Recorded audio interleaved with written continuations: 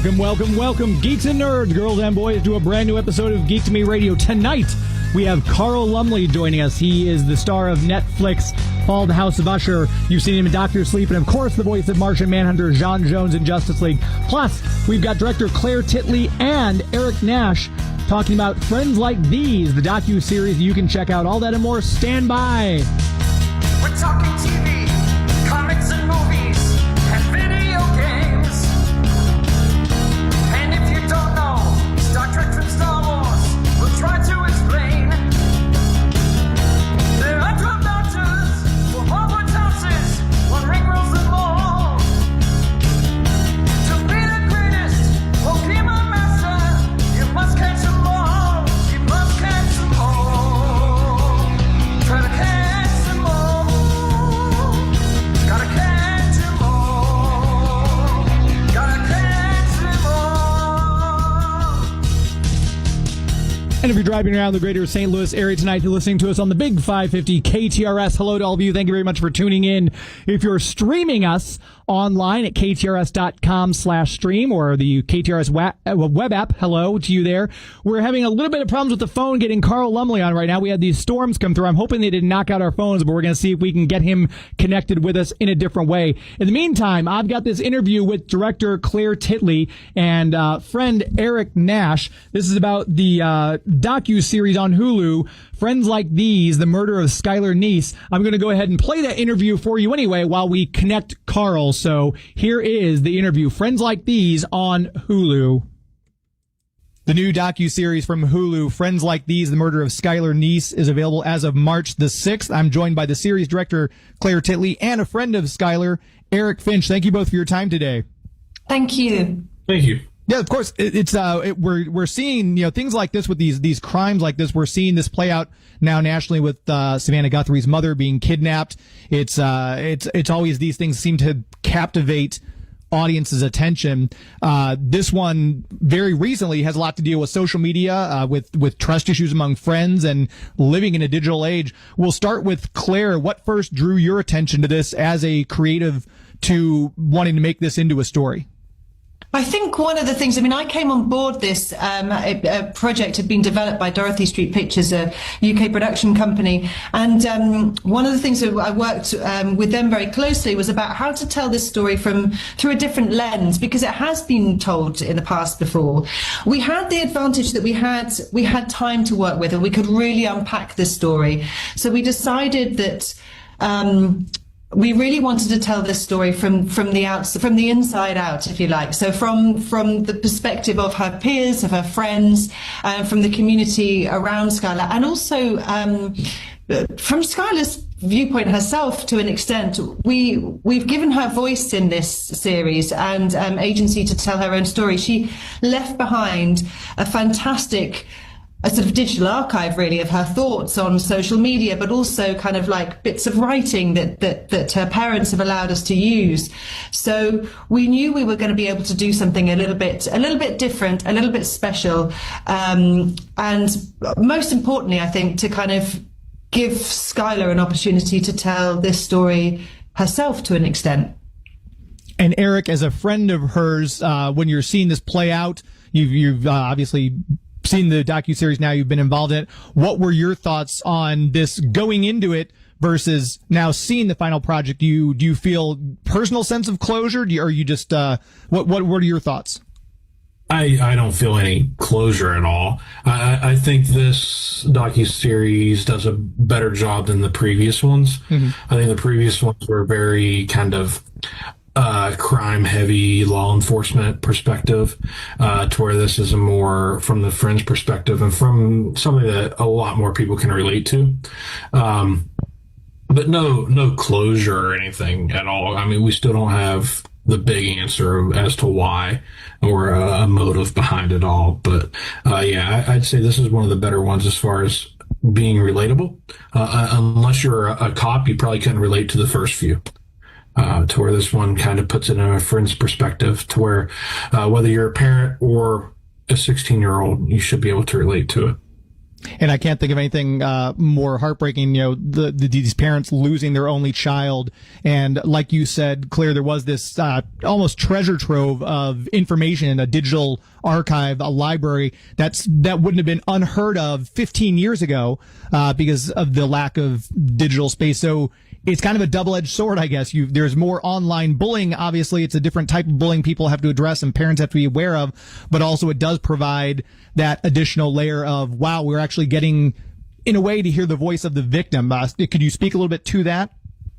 I think one of the things, it's a tragedy, but it also gives us this insight, is the fact that this happened at an era. 2012 was the start of social media, so it was a time when, and I think Erica said in the past before, you would just put everything online. Teenagers would just say anything that was going through their head would kind of go online. So they were almost like digital diaries in a way. But it was also, as well as being this world that was kind of an extension of teenagers' lives and that was all out there, nobody was looking at it. So the adults just didn't seem to be really aware of this world. So you had all this information and you could see a kind of a friendship kind of disintegrate.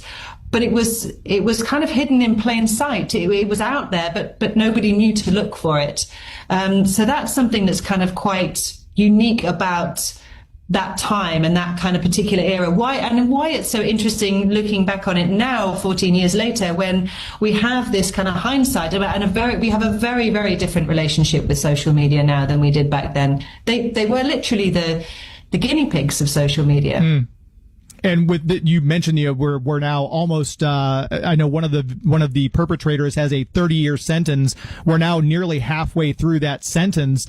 Was having their testimony and looking back at that, was there any sign of regret at this point any more than originally? Was it just I can't put myself in the mind of someone who could do something like that? Was there any new insights from this documentary than from the previous series that had been out? There's plenty of new insights in the sense that we have had. It's the first time the FBI have spoken. It's the first time many kind of her friends have some of her friends have spoken. But also, so we had such a fantastic amount of time to actually unearth material that we've managed to unearth. Not just police and FBI material that have never been seen before, but also social media materials that kind of hadn't come to light before as well. So that has been quite intense. We haven't got the testimony that we didn't interview the perpetrators at all. We did reach out to them, and they didn't respond to us. So that's not something that I can kind of directly comment on, I suppose, in that sense. And Eric, I know this particular case led to changes by the West Virginia legislature in changes to the Amber Alert and things like that. In your mind, looking back, Eric, is there something that you can see at being as close to it as you were that, gosh, if only this had been caught? Is there anything that do you replay aspects of that in your mind, or does that way lie madness? No, I don't. I don't think there was any warning signs or anything that we could have done better as friends or Skylar's parents. I think if I do look back on it, it's more so what I could have done differently as a friend to be a little bit more assertive and kind of figuring out if there was something going wrong between Skylar and the other two. We didn't really talk about our other friendships too much. We only talked about our own friendship to each other, kind of thing. But no, I don't. I've always said I don't think there was any warning signs. If there were warning signs, I think the investigation would have went in a different direction early on than what it did. So I think that makes it abundantly clear that obviously there's no warning signs. So they went in 3 different directions at least before they ever went to the friends. And yeah, sure. When you look back at it 12 years later, you can think there was things there that weren't there. You can think that you saw the warning signs, but truthfully, you didn't. There was nothing that kind of showed this was going to happen. And kind of with that social media aspect, everybody puts everything out there, and it's kind of like a diary, but it's also, even in 2012, we already knew the social media was an extension of ourselves, but also not real. So it is a diary, but you also have to take everything that you're reading with kind of this extra critique of, you don't know if what they're saying is truly what they mean, or if there's some kind of hidden meaning behind it, or an innuendo, or whatever else. And so I kind of take that with how you view the social media, that sometimes there's a lot of tweets out there that people reference as, like, this makes it very clear that they did this. And I'm like, no, now it does, because they did it. But back then it could have just been, it could have been about any number of things. And I guess as we wrap this up, I was curious what you think. Obviously, there be true crime people who watch this, because true crime is such a large part of people's watching and podcasting and everything like that. But as far as what you'd hope people would take away from this, are you thinking this is more for a warning sign to parents? Hey, pay attention to your kids, pay attention to the social media, or should this be more for people who are on social media? Hey, watch what you post. Hey, be wary of this and that. What's the biggest takeaway for each one of you that you would like to see people have from watching Friends Like These? I think it's really hard to kind of draw a clear kind of like lesson or moral from this, because it was such a unique set of circumstances. So I don't think it's quite that linear or clear in that sense. If you do this, then this won't happen. However, I do think it's a good lesson for us all to just kind of be more open about how we're using social media with families, with our parents, with our friends, things that concern us, and keep those lines of communication open.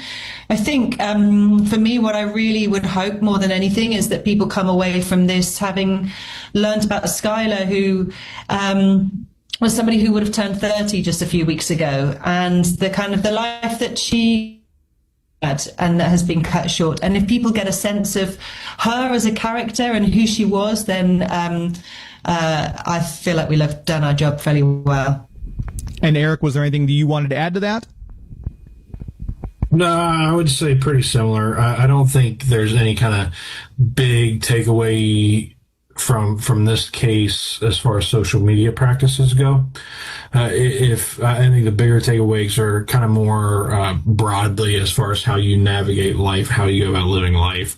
And I mean, parents, I don't think it's any kind of big takeaway of them of how they need to parent, but I think it's kind of, that openness, the trust, kind of making sure that the ones that you're closest to trust you with anything, so that they can come to you if they're experiencing whatever kind of break in a friendship or something like that.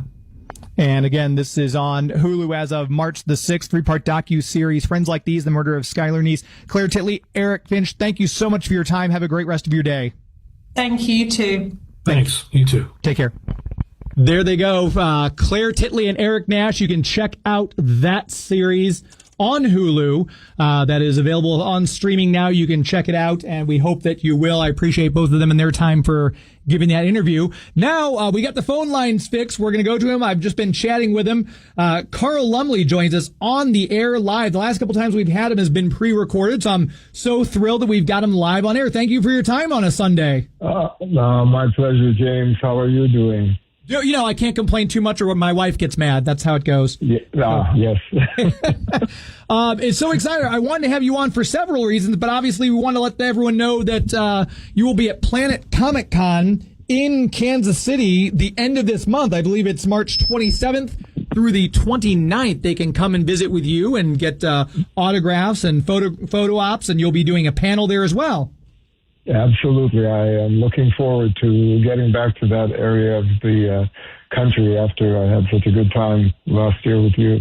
No, we loved having you at Two Rivers Comic Con. It was a highlight for all of us, and people will still talk about, oh my gosh, it was so cool. Carl Lumbly's just wandering around, coming up to booths, and don't you worry, just between you and me, I am bringing you cheesecake when I see you on Friday at Planet. Don't worry. Oh dear Lord, the frozen cheesecake. That No, I that's love good though. That's good. Because it changed my world. And fortunately, I don't have ready access to it because it's probably not the best thing one could have as a steady diet. But boy, it sure was tasty. Well, good, and it was so much fun. I was able to bring that to you at Terrificon when I saw you this past summer up there, and this way I'll be able to throw this in a cooler and just drive it up there because Kansas City is right down the highway. I won't have to worry about shipping it, and oh my gosh, I hope the people at the front desk didn't lose it because we had that bit of a moment there. It's a little touch and go. Yeah, but it worked. It was so beautifully packed, and it was just as delicious as the first 4 I ate. Well, I'm glad, and I know Nicole is very happy. Nicole, who owns Edible Stilettos, shout out to her. If you loved what she does, and I think everyone did, she'll be back at Two Rivers Comic Con again with us this coming. It's coming up in about a month and 10 days here. Yes. Oh man. Yeah. We moved it to April, so we're very excited. But Planet Comicon is huge. It's a ginormous one. This is your first time attending, if I'm not mistaken, correct? Yes, it is. Yeah, and it's the Midwest, probably our biggest Comic Con in the area. It's huge. Downtown Kansas City has a lot of great restaurants and things like that, so there's no shortage of food. It's in Bartle Hall, which is just completely taken over, and I think this will probably be my 8th year going. It's right down the highway, so it's easy to make. You're doing more and more cons. I assume you must have found them very gratifying since you've done more and more since Two Rivers. I have found it immensely gratifying, and also I think it's been very interesting for me to talk to people who know me in so many different ways from so many different characters, and I think it's given me an appreciation of the audience that has managed to find me and some of the things that I've been able to share with them. My wife and I will go back and watch movies. Now I'm trying to get her more into watching 80s movies that I grew up with because she's 10 years younger than me. So there are a lot of the movies she hadn't seen. And we were scrolling through Tubi. And when it comes to The Adventures of Buckaroo Banzai, your picture is the picture. It's your face that comes up on the movie screen. And I said, oh, look, it's our buddy Carl. She goes, that's Carl? She knows you from Alias, obviously, was what when she first found you. And it's so cool to have all these different people, different generations. Oh, I knew him from this. I knew him from this. People now know you as Isaiah Bradley. It's so interesting. Yeah, it is, and it's the dream that I always had when I started this was that I could be versatile. I didn't particularly want to have anything. I didn't want to be necessarily iconic or that do characters where I was always sort of asked to come as myself. I wanted to be able to walk in different stories, and I got my wish. And it's been a lot of fun to meet people of different ages and different areas who can measure certain times in their life by certain films or television series, voice work. I run into people who I did a documentary on Miles Davis a couple of years ago, and something I was quite proud of, and it was in the theaters a little bit, and then it was gone. But I've run into some people recently who loved that documentary and who actually thought at one point that it was all Miles. And that was very, very gratifying. Wow. So I've had wonderful experiences, and I think the Comic-Con has allowed me to hear back and share with people who are, responsible for the career I've been able to have. Have you gotten anything really surprising, like someone brings you a picture or something, or a playbill or something, and they're like, "Oh my gosh, I even forgot that I did this." Has that happened yet? Well, that happens all the time. It's easy after 50 years to forget things you've done. I think that some of the encounters have been. When I was a library nerd, and at one of the Comic-Cons, someone I worked with when I was 15 years old in the library came and actually drove a long way to come, and she brought our yearbook, our high school yearbook, and showed me what I had signed to her, and it was lovely. She's been following my career ever since, and that's a very long time. So she knew me when my aspiration was library science, and I was also a science geek, but I wanted to write biology textbooks. Wow. That was because I loved science so much, and I thought a lot of textbooks were just so dry. So that was what I was going for, and that got upended by journalism fairly quickly, and then then journalism got upended by improvisational comedy, and once that happened, I guess I was opened up to the possibility of theater, and that opened me up to film and television, and I have been a happy, lucky man.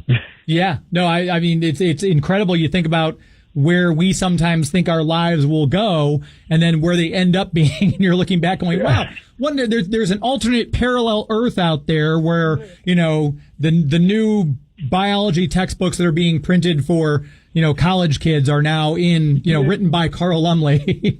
Yeah, that was the dream. It's and like, as with all things, you wonder, I wonder what my life would have been if that had indeed been what I had done. I can't imagine that it would have been as fulfilling in a way, because that was a very selfish dream. That was all about what I loved about science and what I love about education and learning. But that was all going to be to my credit. I did not realize that I would be involved in something that was so much about collaboration, where so much of what happens because people come together. Yeah. And then those people draw people as an audience to come together, even if they're not in the same spot, to come together sort of in the same intellectual space, cultural space, spiritual space, and share something. I've always felt that was important. I always felt that theater was a complete necessity, and something that we have always had in society. There's always been a way of passing stories. Yes. And of demonstrating to people alternatives, allowing people to sit for a moment in someone else's experience and judge for themselves. What would they do? Or just to be exposed to the fact that there are stories like this particular one, and that you can find a point of attachment in your own life in almost every story there is, because all stories that we tell are human stories. So it's been quite gratifying, and I think the story of the Comic-Con has been an interesting one for me too. As you know, I am slightly withdrawn in many ways, but I find I have become extroverted adjacent. Yeah. Going to the Comic-Cons. Not only that, but I've had to.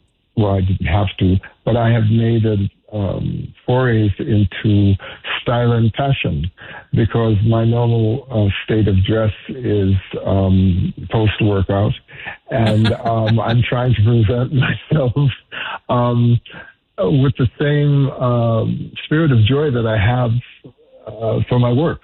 Yeah. So I actually am very intentional when I go to these Comic-Cons that I try to look presentable, because I feel so grateful to the people who want to come and share that time with me. And if you're just now tuning in, we're talking with the one and only Carl Lumbly. You can meet him, as he was just talking about. He'll be there maybe dressed up from his workout attire, post-workout attire, as he just mentioned. And he'll be at Planet Comicon in Kansas City. That is Friday, the 27th of this month through the 29th. He'll be there Friday through Sunday. We put out that we were going to have you on the show tonight, and we let people know they could call in or text us. We do have someone on line 2. We have Zachary from Houston. Hello, Zachary. How are you? I am doing good. How are you? Doing well. Say hello to Carl Lumbly. Hey, Carl. What's up? All right, Zach, I'm doing fine. How are you? I am doing well. You had a question for Carl? I have a question for Carl. Along some of the work that you have done between Cagney and Lacey, Alias, Justice League, Mantis, but there's one role that has been often under the radar, is your portrayal as the voice of Charles Milton Porter in BioShock 2, Minerva's Den. Oh, my. It's been 16 years since you have done that. How do you feel looking back on that now? And would you ever return to do another BioShock game if they ask you to? I'll answer the last part first. Yes, I would.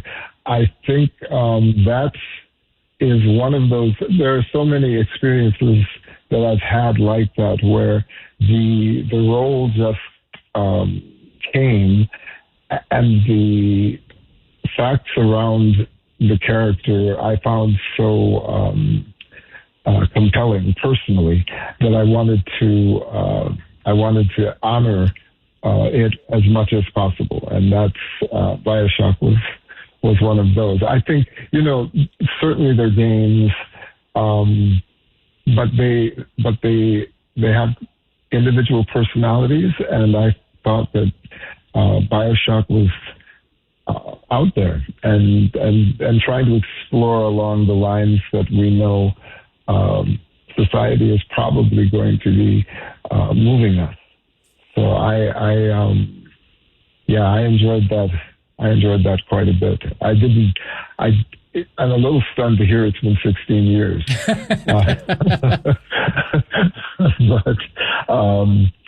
But yeah, I've had so many opportunities like that. Things that have come that have been special.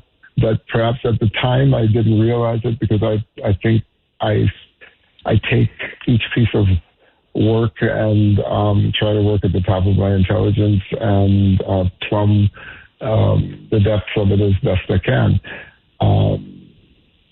And I've gotten a chance to do that quite a bit. So I count BioShock as one of those wonderful experiences. And if they asked, I would happily skip back in. There you go. Zachary, we appreciate the question. Thanks for calling in tonight. You are welcome. Take care. Take care. There he goes. That's one of the things I love about the internet is we're broadcasting here in St. Louis, Missouri on KTRS, talking about a convention that's coming up in Kansas City. Carl is calling in from San Francisco. We've got callers calling in from Houston, Texas. It's just kind of one of those cool things. It used to be just radio was in a little market, and now we've got with the internet, people can listen from anywhere. It's a lot of fun. We're going to take just a really quick commercial break. Are you okay to stick with me for a little while longer, Carl? Absolutely. Perfect. We're going to take a real brief commercial break then. We'll come right back. We'll take your calls and questions. If you have a question for Carl, you can text us on the KTRS text lines at 84126. Just put your name, where you're calling from or texting from, and your question, like This is Zachary from Houston. My question is on the KTRS text lines 84126. We'll get those through. If you'd like to try to call us on the KTRS text lines 314-931-5877. We'll ask those questions to Carl. Coming up, you're listening to Geek to Me Radio. Please stand by.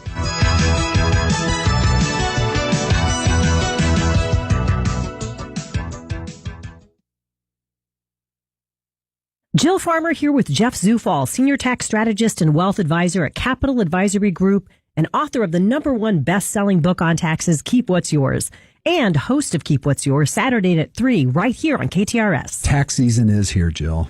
Time to get ready. I've written a new, soon-to-be-released book called Keeping What's Yours, the strategic tax planning guide for the one big, beautiful bill. And of course, for 50 years, Capital Advisory Group has helped hundreds of area businesses get their financial plans in order, reduce their tax liability, and stop overpaying their federal and state income taxes.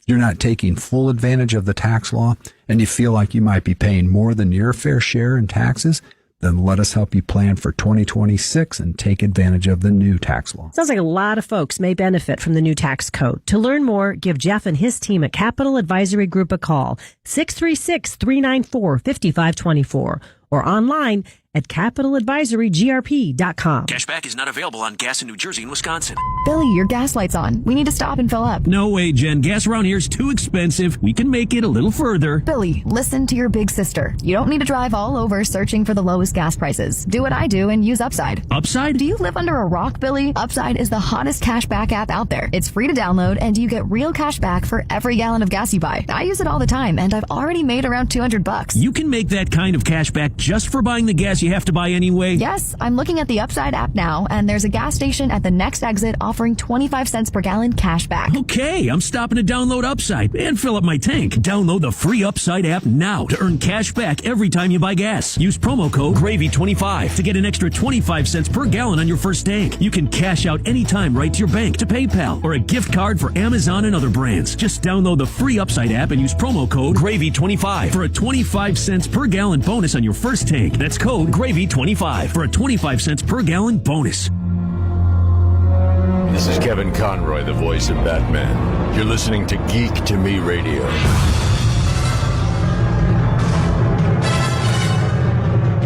Welcome back to the show. Geek to Me Radio, heard here every Sunday night on the Big 550 KTRS St. Louis, 9 o'clock Central. That's, of course, 10 p.m. Eastern, 7 p.m. Pacific. We bring you the most radioactive source of pop culture in the country, and we appreciate you tuning us in. I know we don't have video running tonight. Joey V, my executive producer, is off at an Oscars party, so he's hopefully keeping a track on that and making sure that we have all the good shows like Sinners take home the best prizes tonight. Will be interesting to see how this all shakes out after the other awards, the Golden Globes and the BAFTAs and everything happened. Now it's the big show on the Oscars tonight, so we appreciate you tuning in tonight for our special guest, Carl Lumbly. Before we get back to him, we'll make sure we tell you about our premier sponsor, DiscoverStCharles.com. That website is DiscoverStCharles.com.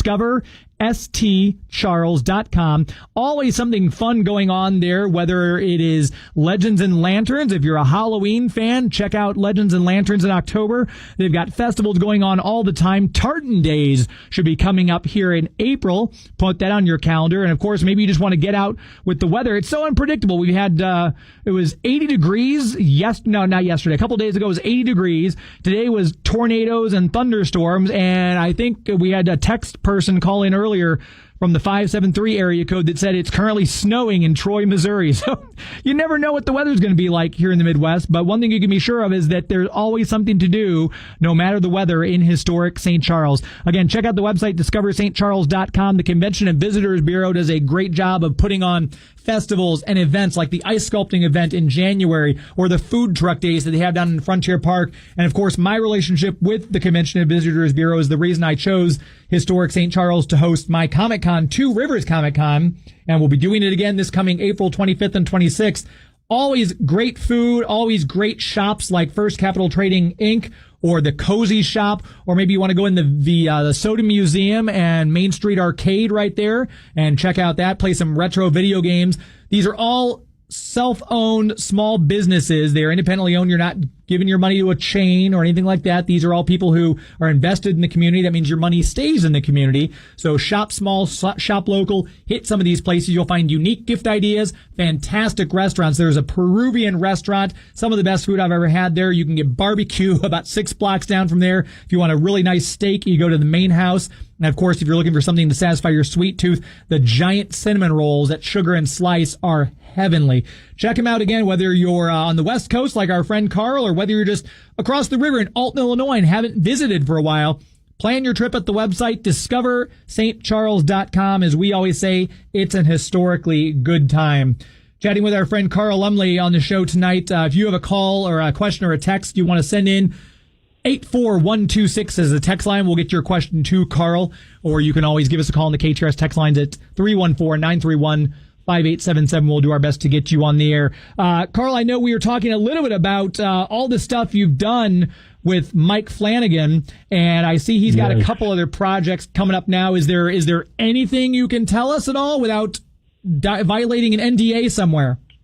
I can only tell you that I have been given liberty to announce that I'm going to be a member of the cast of Exorcist, the next Exorcist film that Mike is working on right now. So that was a recent announcement. So many of these things have to live in secrecy until they are officially announced and released. But right. I know I can't get into any trouble telling you that, and I'm quite happy to join forces with Mike Flanagan again. I look forward to seeing what he does with The Exorcist. I can't think of a person who has been more consistently good at delivering pulse-pounding, suspenseful horror than Mike Flanagan with Dr. Sleep. I mean, just forget about it. When it comes to Fall, the House of Usher, that was edge of my seat brilliance. And you there with Bruce Greenwood in that living room of the house was just spellbinding. I think any project, I say give it to Mike Flanagan if you want good horror done. Absolutely. And I think part of the reason for that is Mike Flanagan, he is such a lover of literature. And he also has a great love for human beings. And I think the part of what he manages to do is he manages to get people's hearts so involved in these characters, and then the horror comes from the realization that some may not make it, or just the dilemma of not being sure what's going on in your life, and then having it unfold, and you realize, oh gosh, there are forces at work that are against me. He seems to take that and make it as much interior as any shocking mask or something could do. He really, I think, is a student of the human psyche, and then because of his love for literature, he has an ability to write in a way that I think transcends a lot of filmmakers out there. So he's a complete package. Yeah. And I think working with him, he also is such a collaborator, and he wants people who are interested in not only doing their best work, but who are interested in being part of an enterprise that makes consistent good work. He's intentional, and when I work with him, I feel like I have to be open and bring my own desires for growth in every project that I do. It's a real joy. Yeah.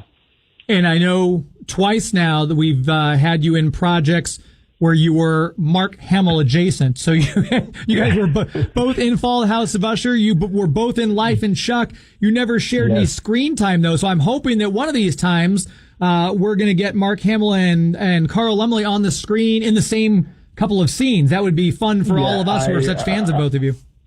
I look forward to that. I think in Fall of the House of Usher, we did have a couple moments, but I tell you, too few. He is a quite wonderful actor and a lovely human being. And to talk a moment about Life for Chuck, because last time we talked to you was at Two Rivers Comicon. The movie hadn't come out just yet; it was coming out like within weeks of the time we saw you last. And I just have to say, so many people have said what a touching movie it was, how heartfelt and how brilliant, and it was wonderful. And you see it in the theater. And I always talk about people are going to be sad when movie theaters finally go away. More people need to get out and see these movies in the theaters. Yes. But it's just because you have that communal experience. And when you're watching Life of Chuck, when you have that scene when the stars start going out, everyone in the audience is just dead silence. And I love little moments like that, seeing a movie like this in the theater. But that had to have been such a joy to have worked on that film. Well, it really was as much because, it was not a blockbuster project. It didn't require explosives. It was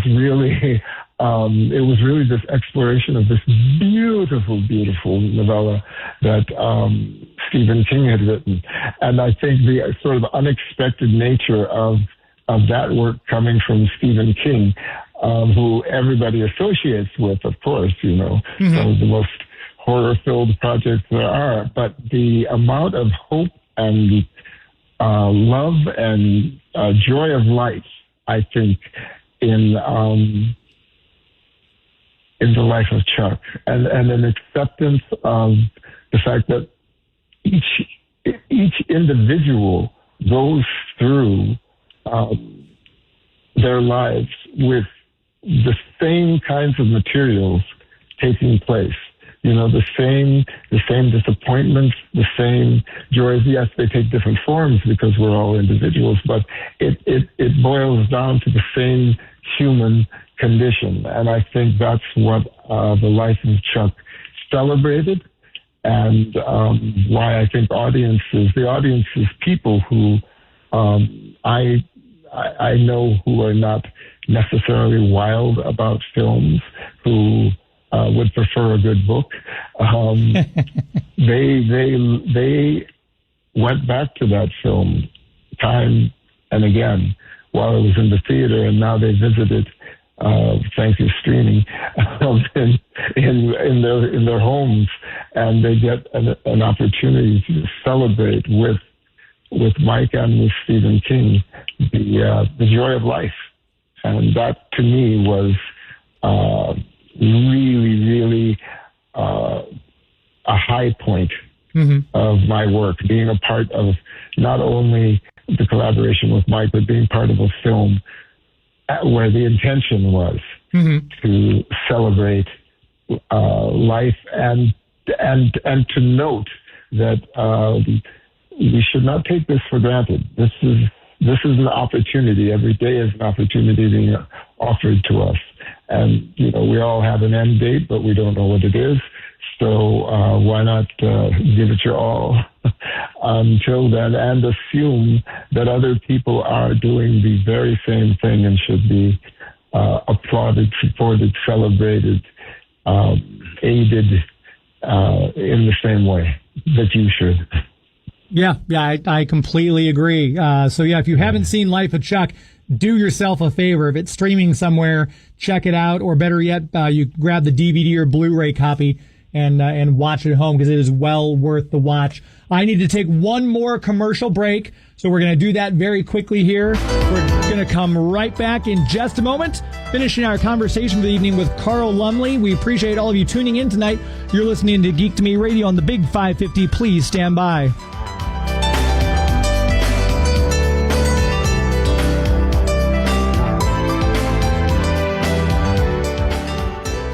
Progressive presents Employee of the Month. Small Business Edition. Today's recipient from Lucky Larry's Landscaping, Larry! Larry saved his business money with a quick commercial auto quote from Progressive. Does it help he's his own marketing manager, accountant, executive assistant, and never been late? Technically, yes, but saving really put him over the edge. So, Larry, give Larry a round of applause. Be your own Larry. See if you could save in as little as 8 minutes at ProgressiveCommercial.com. Progressive Casualty Insurance Company and Affiliates. Tired of ads interrupting your favorite news podcast? Good news. Ad-free listening on Amazon Music is included with your Prime membership. Yeah, stay up to date on everything newsworthy with podcasts like The Daily, Up First, and 5 Things, uninterrupted at Amazon.com/ad-free. Just head to Amazon.com/ad-free to catch up on the latest episodes without the ads.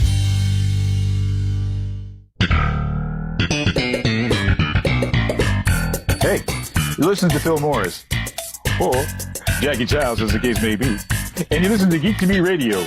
Tune in, tune on, and turn on, baby, because I'll be right here. Welcome back to the show, Geek to Me Radio on the Big 550 KTRS, streaming to you at whatever platform you're listening to the podcast on. If you're hearing us after the fact in the podcast version, if you haven't done so already, please subscribe to us on YouTube. That way, when we do have Joey V in studio and we go live with a video, you can check us out on YouTube and on Facebook as well. YouTube.com/GeekToMeRadio, and give our Facebook page a like, Facebook.com/GeekToMeRadio. We appreciate that. Trying to get to 15,000 subscribers here by the end of April is with the deadline I've set for myself. I know we're closing in on the 12,000 mark, so we appreciate all of you who've already found us. Hopefully just share it with your friends. We appreciate that. We'll make sure we talk about our comic book sponsor, Bugs Comics and Games. You know, we're talking with Carl Lumbly here. Absolute Martian Manhunter comic book has been selling pretty well, as most of the DC Absolute titles have been. Absolute Batman, Wonder Woman. They've got Absolute Martian Manhunter out right now.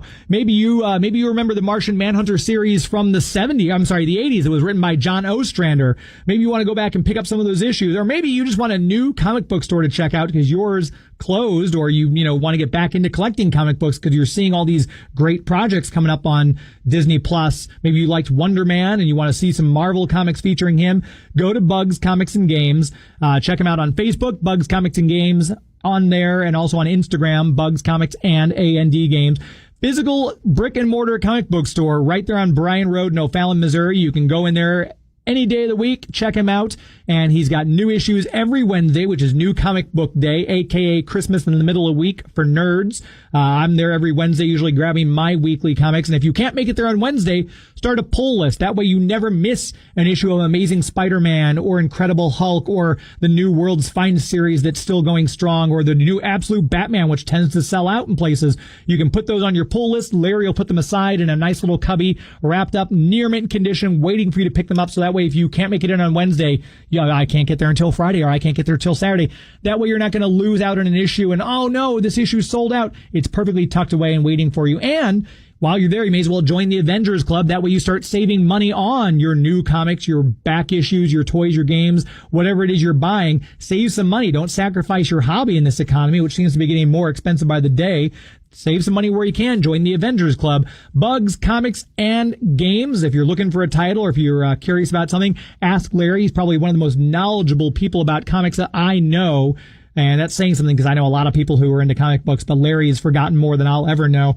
Check him out again on Facebook and on Instagram, Bugs, Comics, and Games. Very proud to have them as the official comic book sponsor here on Geek to Me Radio. Chatting with Carl Lumbly, we were talking a little bit before we took that last break about working on Life of Chuck. And I was kind of wondering, with all the different roles you've done action, you've done sci-fi, you've done comedy and drama, you've done just about everything. Nowadays, when you're offered a part, what excites you? What is it about a part that kind of makes you your ears perk up and be like, oh, you know what? This would be something I'd enjoy sinking my teeth into. Either it's one of two things. Either it's an adaptation of a book or a novel, something that I'm familiar with in that form, and I am excited about how someone is going to bring that to either television or film. Or it's the message. It is what the film is trying to say what it's trying to accomplish. And I think that's why it was thrilling in a very different way to be a part of the Marvel world. And some of the last projects I've done as Isaiah Bradley, because I loved that character and I loved his placement and what I thought they were trying to say in Captain America, Brave New World. And I feel that it was successful in what it said and accomplished, especially because we are in a world that I think requires a good bit of bravery now. Oh, yeah. And Isaiah was a beautiful part of that for me, being a part of that project. And then, something like The Life of Chuck, where it's a really heartfelt, intentional project going for the heart, going for the mind, and taking a piece of literature and making it into a film experience for people who may not love books. I think that's like a public service as far as I'm concerned. Yeah, that's very true, because I know sometimes it'll inspire me. Like I'll see a movie and I'm like, oh, this was based on a book, and it makes me kind of want to go back and see, okay, because a lot of times they're vastly different. Sometimes it's almost a direct adaptation. And I know Project Hail Mary's coming out. We got a sneak preview of that a couple weeks ago, and I was blown away by the movie, and it made me want to go pick up the book and read it. So I like that there are those people like that who will go out, see a movie, and then discover the book as a result. Absolutely. I am one of those individuals. And I like it when it goes both ways. Sometimes you discover the book first, then you hear they're making the film and you can run out and see it.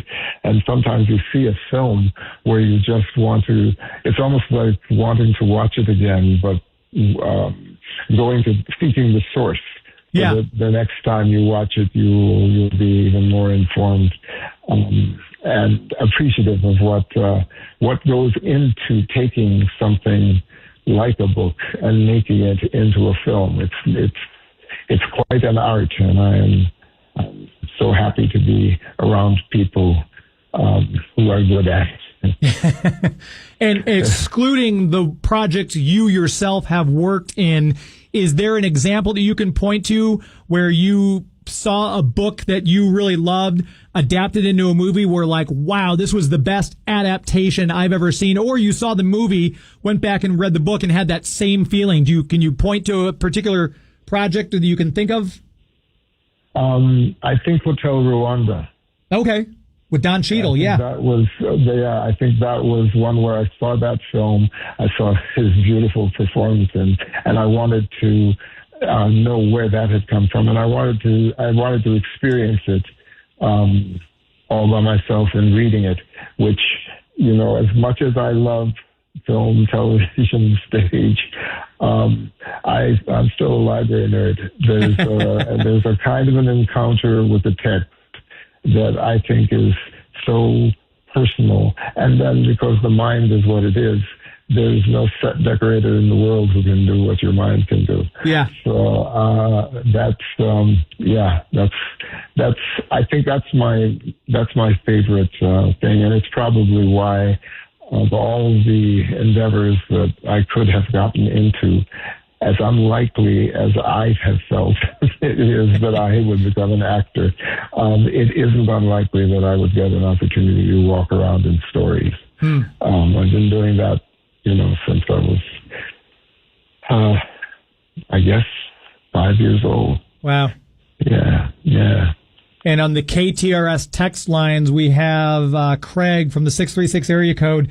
I would stay up late to watch Mantis in the 90s. Love the series.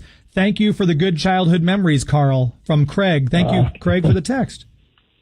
You're very welcome. You're very, very welcome. I think that was a moment of personal pride for me when television took a chance on its first black superhero with that role of Mantis, and the way in which he was super heroic, not because he came from another planet like Jean Jones or because he had superhuman strength like Isaiah Bradley, but more so because he had a mind and he was brilliant, and he had a desire to make his community a better place. And it was a desire that came about in part because he became differently abled. He was, and I think my pride about having done Mantis has a lot to do with the fact that this was a man who, I think the phrase used to be, was confined to a wheelchair. And I think what I discovered in working with many of the differently abled individuals who came to assist us in that project was that confinement is in your mind.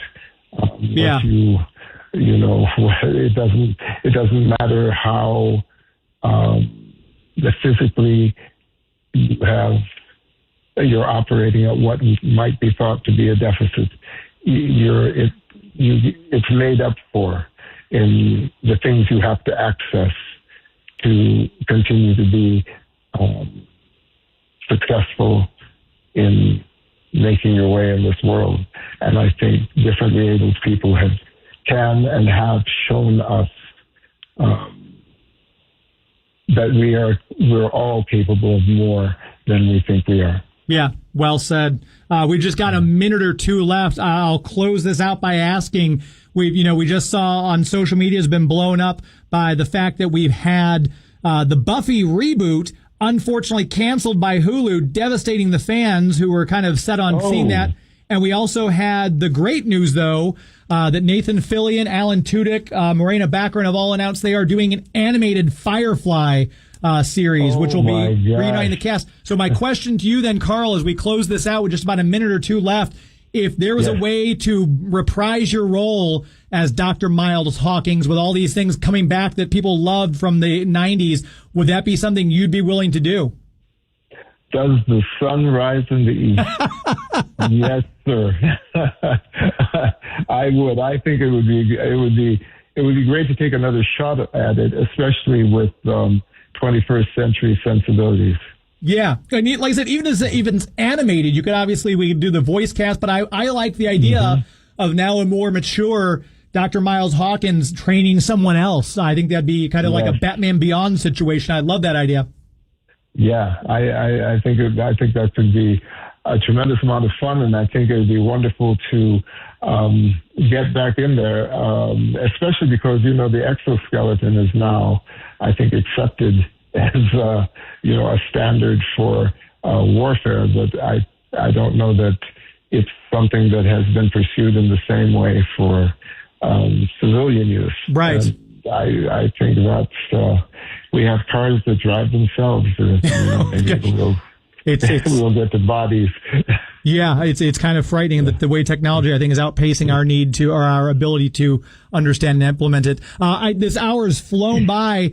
As we said, you can meet Carl at Planet Comicon in Kansas City, Missouri, March 27th through the 29th. Bring your Martian Manhunter figures, bring your Mantis pictures, whatever it is, and Carl will sign those for you. You can take pictures. I've already got dibs on bringing him the cheesecake, so everyone else back off.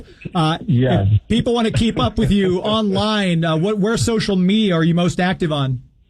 It seems that it's Instagram. Okay. Instagram, we'll put a link to that.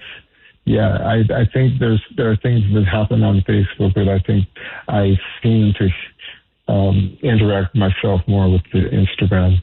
Instagram, perfect. So if you're looking for Carl, that's a great place to find him. It's always a delight to talk to you. I'm so excited that in just about 10 days I'll be able to see you again and hang out for a little while. We appreciate the time on a Sunday night. Continued success to you, and we'll hopefully do it again soon. My pleasure, James, and I look forward every time to a conversation with you. Thank you. I appreciate that, my friend. We'll talk to you very soon. Okay. Take care, man. You too. Bye. Bye-bye. There he goes. Again, we talked about make sure you check out Life of Chuck. Get your hands on a Blu-ray or DVD copy. Make sure you check that out, and we'll be very excited to watch for Carl to pop up in Mike Flanagan's Exorcist project coming up here pretty soon. That's going to do it for us. If you want to keep up with me online, at Twitter, at Instagram, and on Threads, at Geek to Me Radio. That's the best place to keep up with me there. We've got next week, Teo Penglis joins us, soap icon, and then the week after that, Andrea Romano live on air with us. Until then, my friends. This is Geek to Me Radio. Thank you, LA. Good night. The Big 550 KTRS St. Louis. From ABC News, I'm Wayne Cabot. President Trump on Air Force One warns NATO nations it will be very bad if they don't help unblock the Strait of Hormuz. It's the place from which they get their energy, and they should come and they should help us protect it. Trump saying he has demanded that about 7 countries join a coalition to police the strait. Didn't say which ones. The lack of tankers getting through has oil back around $100 a barrel, and gas prices up 76 cents since the war started. And there's the impact on farmers and what they bring, says ABC's Selena Wang. When it comes to food, economists say that could be